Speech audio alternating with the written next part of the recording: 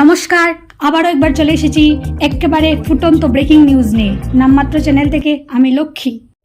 তো চলিয়ে শুরু করতে হ্যাঁ। দর্শক বৃন্দ, আজ শুধু আমার বা আমজনতার পক্ষ থেকে নয়, গোটা ব্রহ্মাণ্ডের পক্ষ থেকে সূর্যদেবকে কড়া হুঁশিয়ারি জানানো হচ্ছে। সবকিছুর একটা লিমিট থাকে সূর্যদেব, আর আপনি আপনার লিমিট ক্রস করে ফেলেছেন।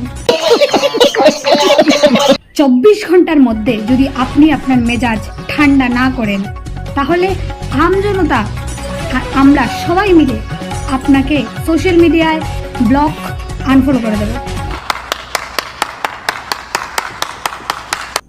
তখন একা একা ঘুরবেন ওই আকাশে। এদিকে গরমের এই মারাত্মক পরিস্থিতির জন্য আমাদের দেশে সবকটি রাজনৈতিক দল একে অপরকে কাদা ছোড়াছুড়ি করছে।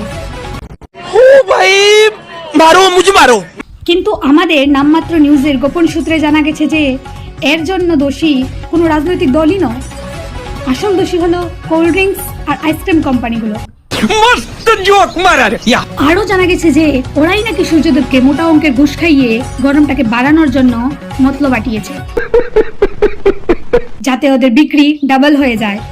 পুলিশ অনেক আইসক্রিম কোম্পানিগুলোকে আটক করেছে এবং সেই আইসক্রিমগুলোকে ওনাদের থানায় নিয়ে গিয়েছে এবং সবগুলো আইসক্রিম নিজেরাই খেয়ে অত্যন্ত গুরুত্ব সহকারে কেসের তদন্ত করছে।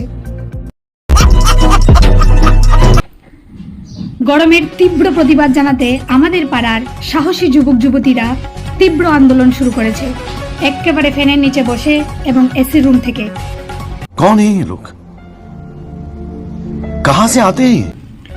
ওনারা রাস্তায় নেমে মোমবাতি মিছিল করতে পারবেন না, কারণ ওনারা জানাচ্ছেন যে গরমের তাপে রাস্তায় বেরোনোর আগে ওনারাই গলে জল হয়ে যাচ্ছেন।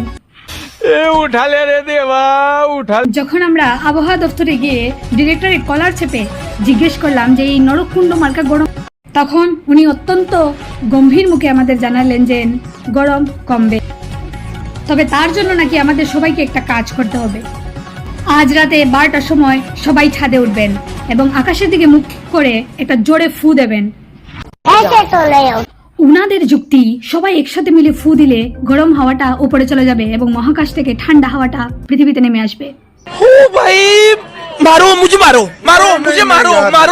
উনাদের এই ঈশ্বর আশাকে ফেল করার মতো বৈজ্ঞানিক বুদ্ধি এবং যুক্তি শুনে আমাদের রিপোর্টারের পটল তোলার মতো অবস্থা।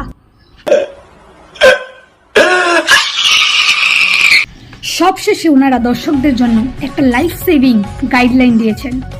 উনাদের মতে এই গরমে বাইরে যেতে গেলে দুটি জিনিস অবশ্যই সঙ্গে রাখুন, একটা আস্ত কাঁচা ইলিশ মাছ এবং এক টুকরো